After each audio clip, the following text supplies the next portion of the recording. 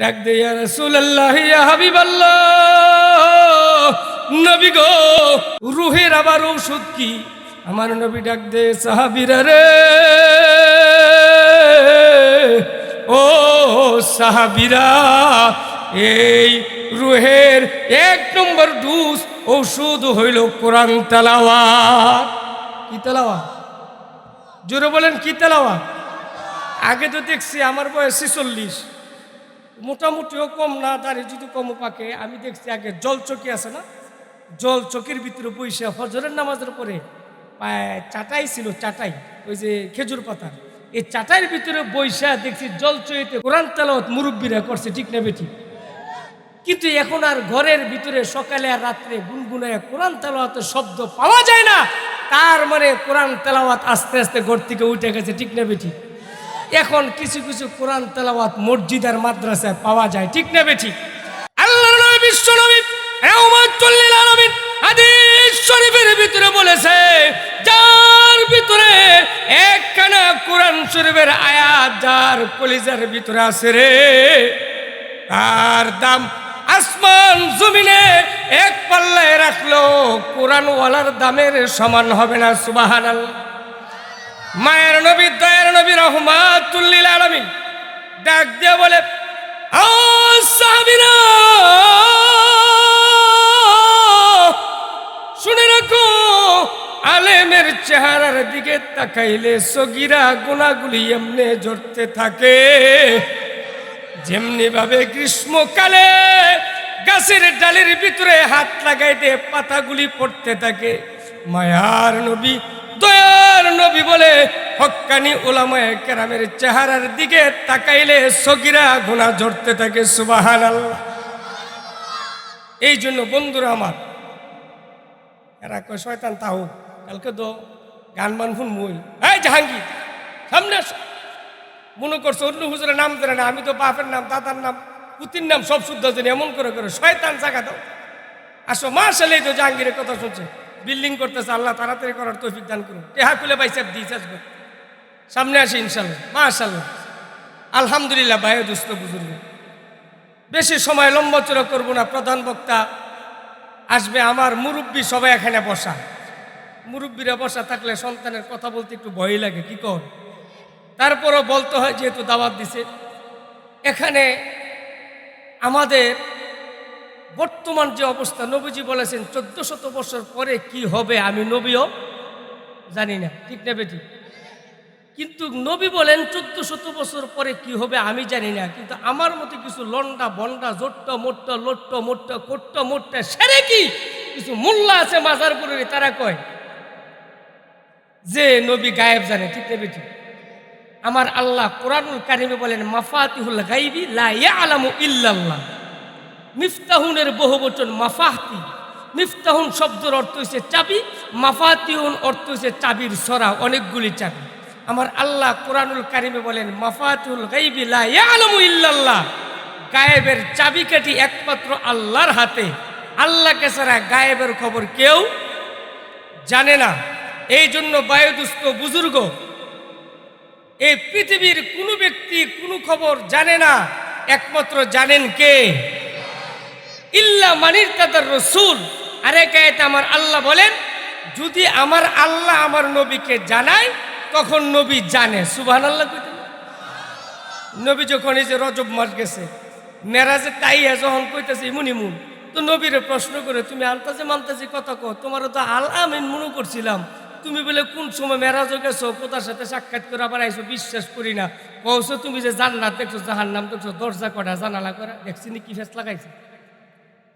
আল্লাহ নবী বিশ্ব নবী রাহমাতুল লিল আলামিন ডাক দিয়ে বলে, প্রভু আমি তো তোমার জান্নাত ভ্রমণ করেছি, জাহান্নাম ভ্রমণ করেছি, কিন্তু দরজা জানালা তো আমি নবী গনি নাই।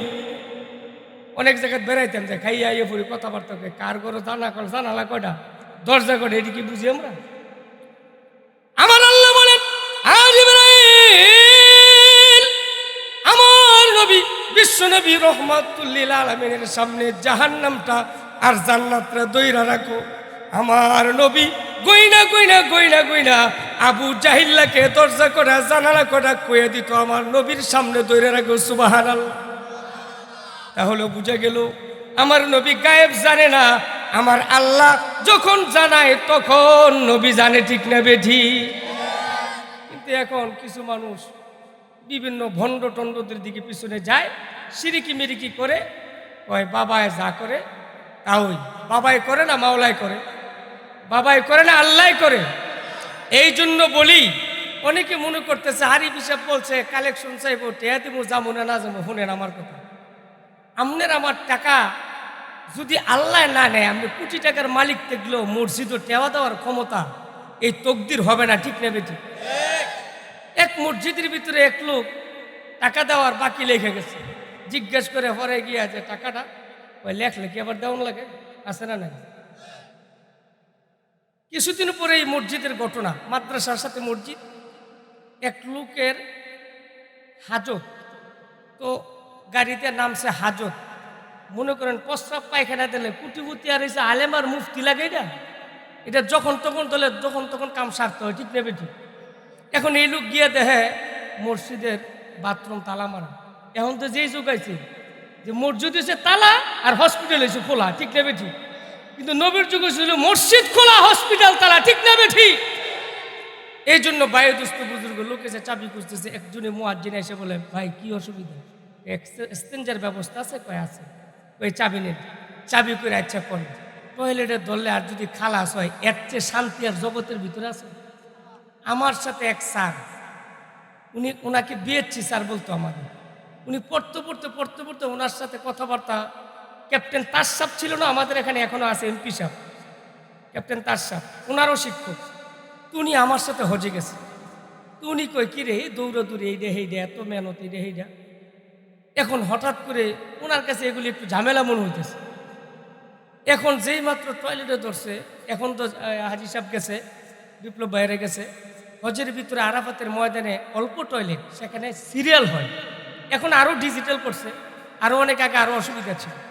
এখন সিরিয়ালের মধ্যে 11 নম্বর সিরিয়ালে। এখন উনি তো বিচ্ছি স্যার, আমাদের এত সম্মানিত বাংলাদেশ হতো, হ্যাঁ দুবাই মুম্বাই কাতার মাতার আরবি লোক।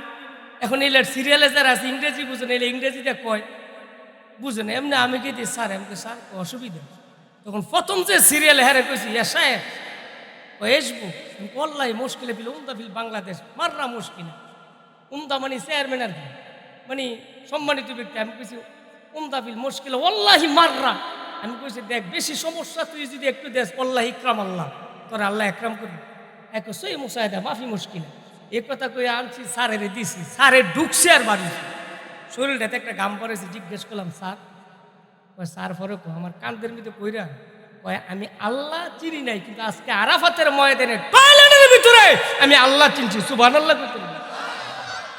মানে স্যার পড়াশোনা করতে করতে করতে করতে অনেক সময় অনেক শিক্ষিত মানুষের কিছু নাস্তিকতা ভাব আছে, হয়ে যায় এমন। তখন স্যার গাড্ডা ফলায় বাসা পেয়েছে। এরপর থেকে বাড়ি থেকে ফোন করে টাকা নেওয়া হয়েছে 9.5 লাখ নিয়া।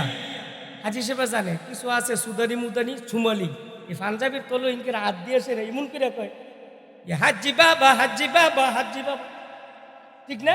আরাফাত মিনা মুজদালিফাতে যাওয়ার সময় আসলে এই হাত করছে কি বৃত্তে দিনে কোনে দিয়েছে, বুঝা যায় যেমন হাত কাটা। যারা প্রথম যায় বুঝছে না, 2বার গেলে আসলে ঠিক, কয়েকবার গেলে বুঝছে না। তো স্যারে দেওয়া শুরু করছে, আমাকে দিতেছে যেহেতু আর হেঁটে কইতাম না কিনে নাকি। মানে আইতে যাইতে মসজিদের সব জায়গায় স্যার এত দান খরাত করছে। তাহলে বুঝা গেছে উনি টয়লেটের ভিতরে গেল, আসলো। আমি তো স্যার আমার কয়েক সেকেন্ডের ভিতরে আল্লাহ পাক, আমি বুঝলাম যে আল্লাহ পাক যে টয়লেটের যে ব্যাগ হওয়ার পরে খালাস হলে আমার সমস্ত সম্পদ যদি ব্যয় করে দিতাম, কিন্তু আমার যদি এখানে ইজ্জত চলে যেত। বন্ধুরা আমার, ওই লোকটা মুয়াজ্জিনের কাছ থেকে চাবিটা নিয়া টয়লেট থেকে বার হইয়া দেখে টয়লেটের অবস্থা বেশি ভালো না। বাড়িতে তো বেড়ায় কত সাংসকতে প্রস্রাব পায়খানা করে। জিজ্ঞেস করছে স্যার আপনি কি বিশ্রাম নেবেন? কয় না। কোথায় যাবেন? কয় আমি তো এখন আমার একটা ব্যবসার কাজে ব্যাংকে যাব। জিজ্ঞেস করছে এই মসজিদের জীর্ণশীর্ণ অবস্থা কেন? কয় স্যার এমন এমন অবস্থা, এলাকাটা গরিব, খুব দুর্বল, সমস্যা, আবার মাদ্রাসা চালাইতে হয় সাথে, এই অবস্থা। উনি একটা কার্ড দিল, এখন এই কার্ডটা দিয়ে বলছে একটু রাখেন, আপনাদের একটা নাম্বার, মুয়াজ্জিনের নাম্বার লয়ে গেছে। ওই লোক সেখানে গিয়ে ব্যাংকে গিয়ে ফোন করে সে একটা অ্যাকাউন্ট নাম্বার নিছে। অ্যাকাউন্ট নাম্বার নিয়ে সেখানে ফোন করে বলে, আমি যে দিছি বলার কোনো প্রয়োজন নাই, আপনাদের মসজিদ টয়লা আর ওজুখানা করতে যত টাকা লাগে করতে থাকেন, আমি এখন 20 লাখ টাকা পাঠাই দিলাম, আরও লাগলে আরও দিব। সুবহানাল্লাহ ভাই দিয়ে কইেন। তাহলে বুঝা গেছে মাত্র টয়লেটে ঢুকলো আর বাড়িলো, মসজিদের ব্যবস্থা হয়েছে না হয়েছে? আমি যদি মনে করি আমি টিয়ানা দিলে এই আকসা মসজিদের হইতো না, আমি টিয়ানা দিলে হ্যাঙ্গেরেঙ্গা তেরেঙ্গেরেঙ্গা, শুনেন আল্লাহ পাক যার টাকা নিব, যাকে পছন্দ করে হ্যাটে কোথার করো না, ঠিক নেবে ঠিক। এই জন্য মনে করেন যে আর হিসেব পয়সা যাক কালেকশনটা করো একটু যাবো, এই চিন্তা করে আমরা আইলো কাম হইতো না। কারণ আল্লাহ পাক যদি আপনার দেওয়ার এখানে থাকে, আপনি বাড়িতে থাকলো আপনার টাকায় মসজিদে আসবে, ঠিক নেবে ঠিক। এটা আমি ভূমিকা করলাম, আমার বয়ান এখনো শুরু হয়েছে। বন্ধুরা আমার, এই পর্যন্ত আলোচনা হয়েছে কোরআন কোরআন কোরআন, কোরআনের পক্ষে থাকো, কোরআনের পক্ষে থাকো আলোচনা হয়েছে। আমি বলতে চাই যে এই কোরআন শৈশব থেকেই সন্তানদেরকে শিক্ষা গ্রহণ করার দরকার। প্রশ্ন হলো, কেন শৈশব থেকেই সন্তানদেরকে কোরআন শিক্ষা করা?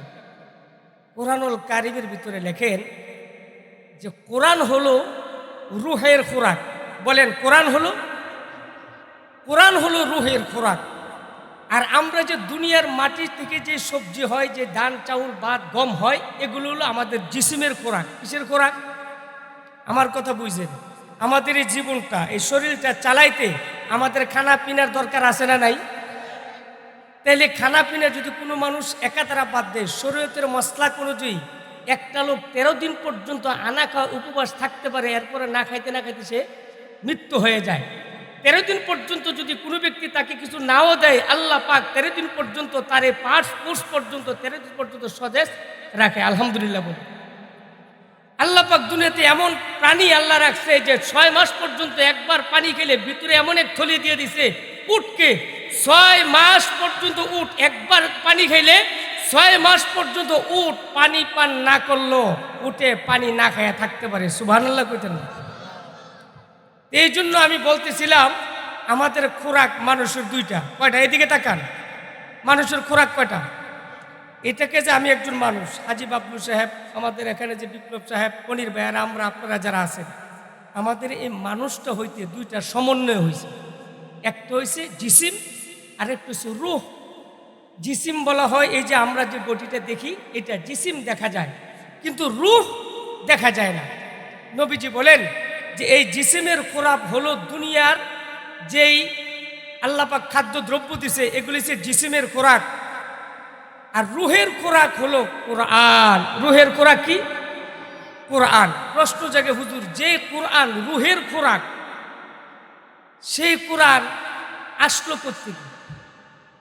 আমার আল্লাহ তাবারক ওয়া তাআলা এই কোরআনের আলোচনা যে এতক্ষণ হইল, এই কোরআন ছাড়া চলবে না। এই কোরআন আমাদের ঘর থেকে নিয়ে সংসদ ভবন পর্যন্ত এই কোরআনের দরকার আছে না নাই?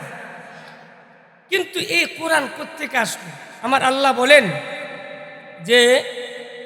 যে কোরআন নিয়ে তোমরা এত গবেষণা করতেছো, কোরআনের আলোচনা করতেছো, কোরআনের এত দাম, কোরআনের এত মর্যাদা, আমার আল্লাহ তাবারক ওয়া তাআলা সূরাতুশ শুআরা 32 নম্বর আয়াতে আমার আল্লাহ বলেন, ওয়া ইন্নাহু লাতানজিলু রাব্বিল আলামিন।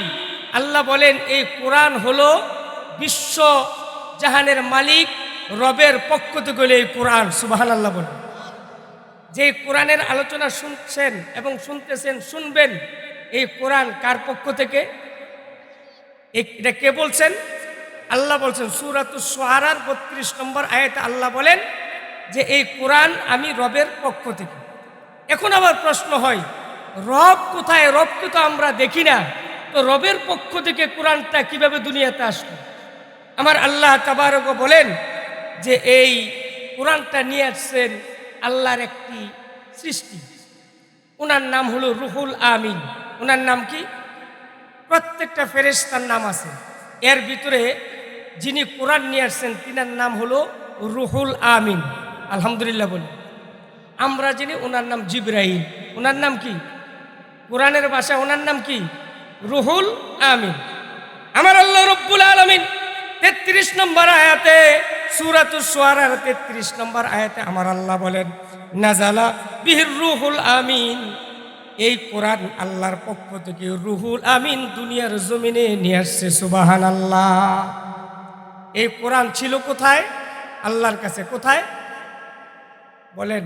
এই কোরআন আল্লাহর কাছে ছিল, লৌহে মাহফুজে একটি রাত্রিতে আসছেন। এ আল্লাহর পক্ষ থেকে কোরআনটা নিয়ে আসছেন কে? জিবরাইল আলাইহিসসালাতু ওয়াসসালাম। কোরআনের ভাষায় তার নাম রুহুল আমিন। এ জিবরাইল আলাইহিসসালাম এই কোরআনটা দুনিয়ার জমিনে কার এখানে নিয়ে আসলো? দুনিয়ার জমিনে তো বহুত মানুষ আছে। আমার আল্লাহ রাব্বুল আলামিন সূরাতুশ শুআরার আবার 34 নম্বর আয়াতে আমার আল্লাহ বলেন, কলবিকা লিতাকুনা মিনাল মুনজিরিন।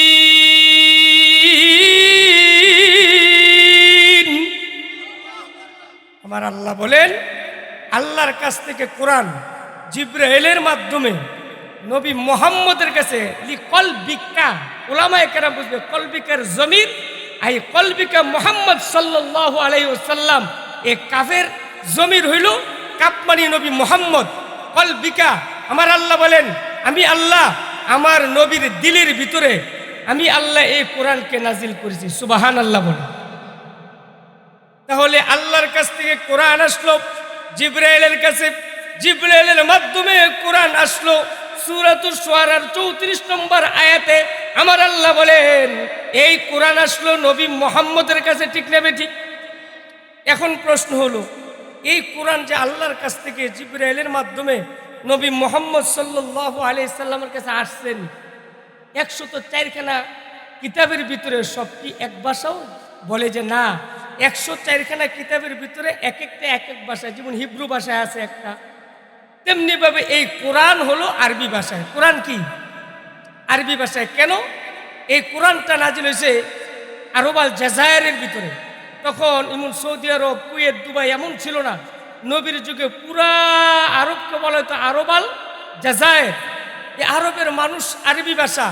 এই জন্য আমার আল্লাহ তাবারক ওয়া তাআলা সূরা শুআরার আবার 95 নম্বর আয়াতে 95 নাজিল করেছি। সুবহানাল্লাহ। কোরআন কোন ভাষায়? মনোযোগ নাই। তাহলে সবাই বলতেন কোরআন কোন ভাষায়? আরবি ভাষায়। প্রশ্ন হলো আবার এই কোরআন আরবি ভাষায় কেন নাজিল করিলেন?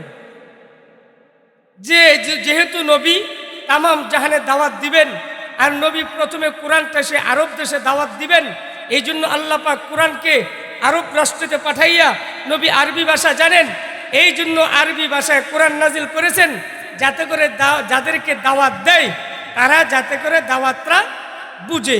এই জন্য আমার আল্লাহ তাবারক ওয়া তাআলা লা ইয়াতিল বাতিলি ইন্না জাআলনা কুরআনান আরাবিয়ান লাআল্লাকুম তাআকিলুন। আল্লাহ তাবারক ওয়া তাআলা বলেন, আমি তো একে আরবি কোরআন বানিয়েছি এই জন্য যাতে করে মানুষ স্পষ্ট ভাষায় বুঝতে পারে। সুবহানাল্লাহ। যাতে করে মানুষেরা, আরবের লোকেরা স্পষ্ট ভাষায় এই কোরআন বুঝতে পারে, এই কোরআন তারা বুঝে যেন পৃথিবীতে ছড়াইতে পারে, এই জন্য আমি আল্লাহ তাবারক ওয়া তাআলা কোরআনকে আরবি ভাষায় নাজিল করেছি। সুবহানাল্লাহ। প্রশ্ন হলো, এই কোরআনের বিরোধিতা বাতিল বেঈমান মুশরিকেরা করে পারবে কি? নবীজির যুগে কোরআনের আয়াত যখন নাজিল হতো আর যখন এই তেলাওয়াতের দিলের ভিতরে লাগতো, তখন আবু জেহেল বলতো, তোমরা মুহাম্মদের কোরআন তেলাওয়াত শুনো না, কি করো না? এখন সবাইকে কোরআন তেলাওয়াত শুনতে নিষেধ করে, কিন্তু মুহাম্মদ সাল্লাল্লাহু আলাইহি সাল্লাম যখন কোরআন তেলাওয়াত করে, আর কোরআন তেলাওয়াত এত মজা লাগে, যেই দিন না করছে কেউই যায়ও না। আবু জেহেল মনে করছে কেউ যাইতো না, আজকে একটু আমি শুননেই গিয়া দেহে শুধু আবু জেহেল না, সব লিডার রয়ে রাত্রে কয়, কিরে তুই কে সুদ করে, তুই কে সুদ করে, তুই কে সুদ করে। কারণ কোরআনের তেলাওয়াতের ভিতরে আল্লাহ পাক এত মজা দিছে, পড়লি মজা লাগে। ঠিক না বেটি? এই পৃথিবীর যত ব্রেন্টেরা টেন্টের গান আপনি বলেন, একবার, দুইবার, তিনবার যুবক তুমি শুনেছ, কিন্তু 1 বছর 2 বছর পরে কোরআন গান হয়ে গেলে আর শুনতে মনে চায় না। ঠিক না বেটি? কিন্তু আজ পর্যন্ত এই কোরআন তেলাওয়াত আপনি নিজে জানেন না, কিন্তু এই যে 60 বছর ধরে মসজিদে নামাজ পড়তেছেন, একটা সূরা আছে, এই সূরা তো প্রত্যেক রাকাতে পড়তে হয়, ঠিক না বেঠিক? এটার নাম কি?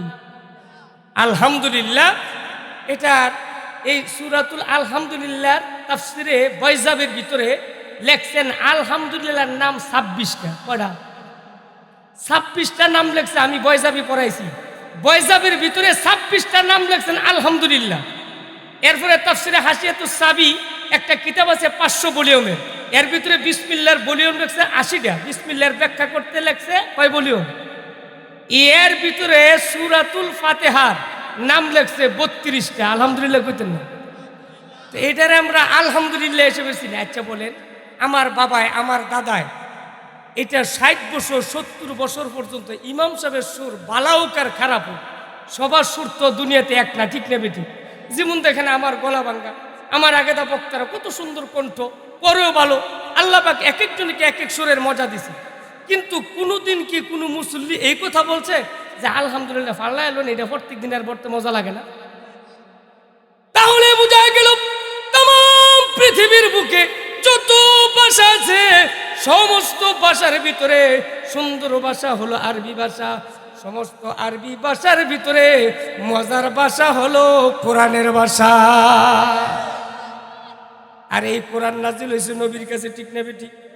এখন আমার প্রশ্ন হলো, এই কোরআনের বিরোধিতা যারা করছে তারা ঢুকতে পারে নাই, নবী মোহাম্মদকে কিছুই করতে পারে নাই। যুগে যুগে আমার আল্লাহ বলেছেন নবী আপনি সবুর করেন, কোরআন নাজিল করেছি। বিরোধিতা করছে, করতেছে, ভবিষ্যতেও করবে, এখনো করে কিনা?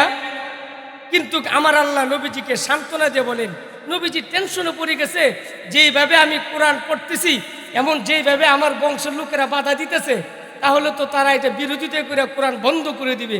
আমার আল্লাহ তাবারক ওয়া তাআলা কুরআনুল কারীমের ভিতরে বলেন, লা ইয়াতিহিল বাতিলু মিন বাইনি ইয়াদাইহি ওয়ালা মিন খালফিহি তানজিলু মিন হাকীমিন হামিদ।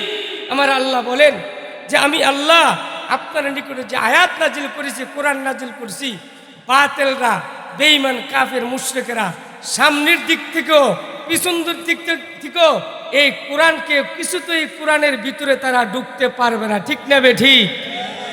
কারণ এই কোরআনের ভিতরে ঢুকার জন্য ওই মক্কার জমিনের যত বড় বড় আরবি কবি ছিল তাদেরকে ঘোষণা করে দিয়েছিল আবু জাহেল, এই কোরআনের আয়াতের মতো আয়াত তোমরা বানাইতে থাকো, আয়াতের মতো আয়াত বানাইতে থাকো। বহুত বানানোর চেষ্টা করেছে, তাহলে কেউ করতে পারে নাই। না করতে পাইরা চুরি কইরা ওই মুক্কার গিলাফে একটা আরবি লেখা লিখে দিয়েছে, লাইসা হাজা কালাম আল বাশা। মানে কি? যে এই যে কোরআন, এটা মানব রচিত কোরআন নয়, পৃথিবীর কোনো ব্যক্তি এই কোরআন বানাইতে পারবে না। সুতরাং আমরা ঘোষণা দিলাম মুহাম্মদের যে কোরআন, এই কোরআন দুনিয়ার কোন জমিনের কোন কবির কোরআন নয়, এটা আসলে ঐশী আল্লাহ পাকের কোরআন। আলহামদুলিল্লাহ বলেন।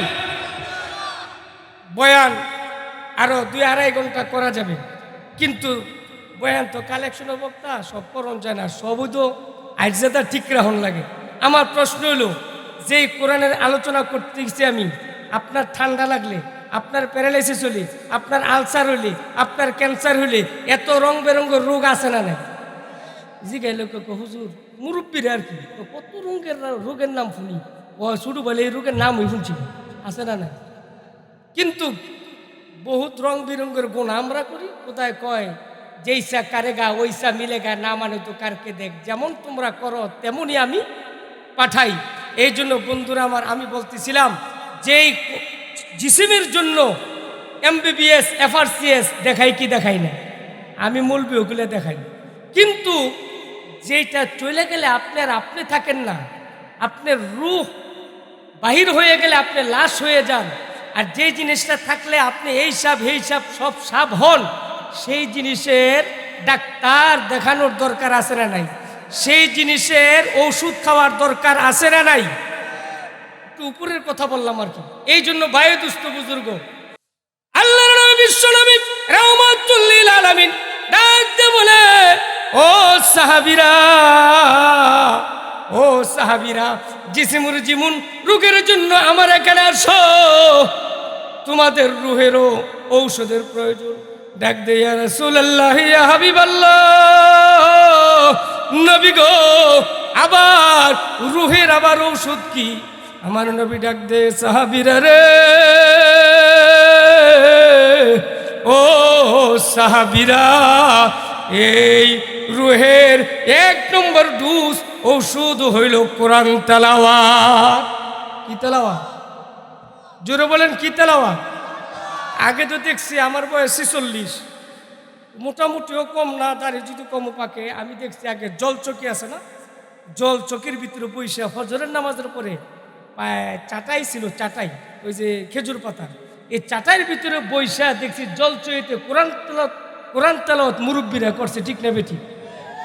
কিন্তু এখন আর ঘরের ভিতরে সকালে আর রাত্রে গুনগুনায় কোরআন তেলাওয়াতের শব্দ পাওয়া যায় না।